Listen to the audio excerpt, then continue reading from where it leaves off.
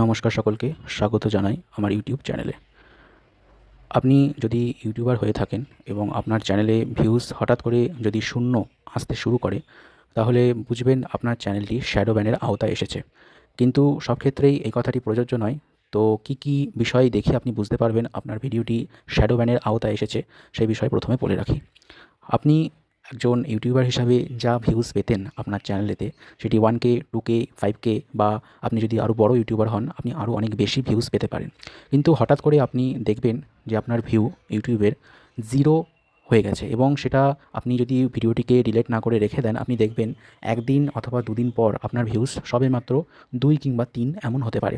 হঠাৎ করে ভিউজ কমে যাওয়ার কারণটা কি? হঠাৎ করে ভিউজ কমে যাওয়ার কারণই কিন্তু হলো এই শ্যাডো ব্যান। কীভাবে বুঝবেন?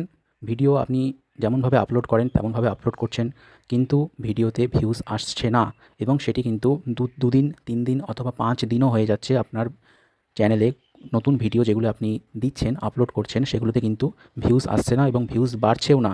তখন আপনি বুঝে যাবেন যে আপনার চ্যানেলটি কিন্তু শ্যাডো ব্যানের আওতায় এসেছে। কী এই শ্যাডো ব্যান? এই শ্যাডো ব্যান বিভিন্ন কারণে কিন্তু হয়ে থাকে।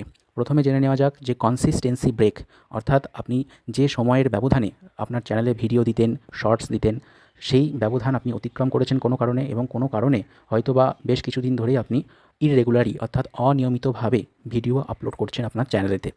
ফলে কি হচ্ছে? ইউটিউবে যে অ্যালগরিদম রয়েছে সেটি কিন্তু ব্রেকআউট হয়ে যাচ্ছে, যার কারণে আপনার চ্যানেলের ভিডিওর যে সেটআপ সেটি কিন্তু ইউটিউবের অ্যালগরিদমের বুঝতে অসুবিধা হচ্ছে। সেজন্য কিন্তু সে আপনার ভিডিওকে হোল্ডে রাখছে। ভিডিও হোল্ডে রাখা এবং শ্যাডো ব্যান কিন্তু আলাদা জিনিস। যদি আপনার ভিডিও আপলোড করার 5 দিন পরেও কোনো ভিউজ না আসে, তখন বুঝবেন শ্যাডো ব্যান।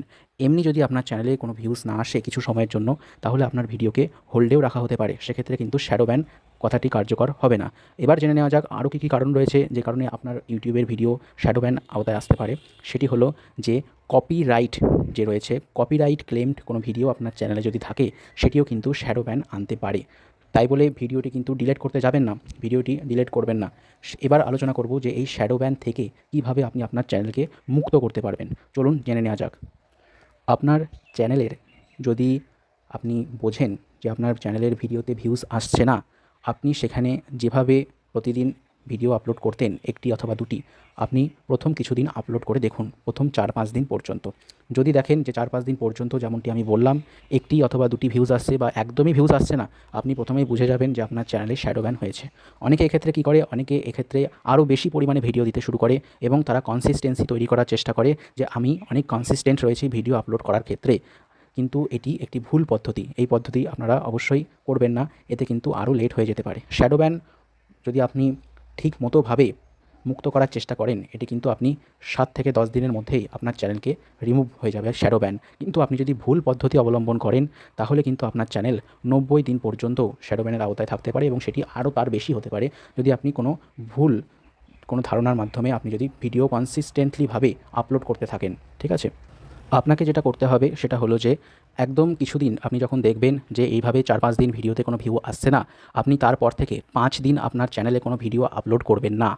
তারপর আপনি একটা সম্পূর্ণ ফ্রেশ মোডে, ফ্রেশ টাইটেল সহ, ফ্রেশ কনটেন্ট সহ, এবং আপনার চ্যানেলটা যে নিচ বেসিসে অর্থাৎ যে বেসিসে আপনি ভিডিও বানান, সেটি ধরুন ক্রিকেট বেসিস হতে পারে, কোনো ফানি বেসিস হতে পারে, আপনার পার্সোনাল কোনো ব্লগিং চ্যানেল থাকতে পারে, গেমিং চ্যানেল থাকতে পারে, সেই ধরনের একটি সম্পূর্ণ নতুন ভিডিও, নতুন টাইটেল, ডেসক্রিপশন, হ্যাশট্যাগ, ট্যাগ সহ আপনি আপনার ইউটিউব চ্যানেলেতে আপলোড করুন। 5 দিন পরে এই কাজটি আপনি করবেন। এটি সম্পূর্ণ ফ্রেশ মোডে আপলোড করবেন, এবং আপনি দেখবেন যে আপনার চ্যানেলটি কিন্তু ধীরে ধীরে ভিউজ আসা আবার শুরু করবে। তখন আপনি কি করবেন?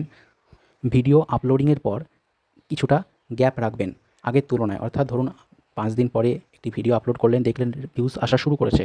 তার সঙ্গে সঙ্গে আপনি কিন্তু অনেক ভিডিওস আপলোড করে দেবেন না। আপনি কিছুটা ব্যবধান রাখবেন সময়ের, এবং তারপরে আবার একটা ভিডিও দেবেন। ফলে আপনার অ্যালগরিদম কিন্তু আবার সেম পজিশনে চলে আসবে।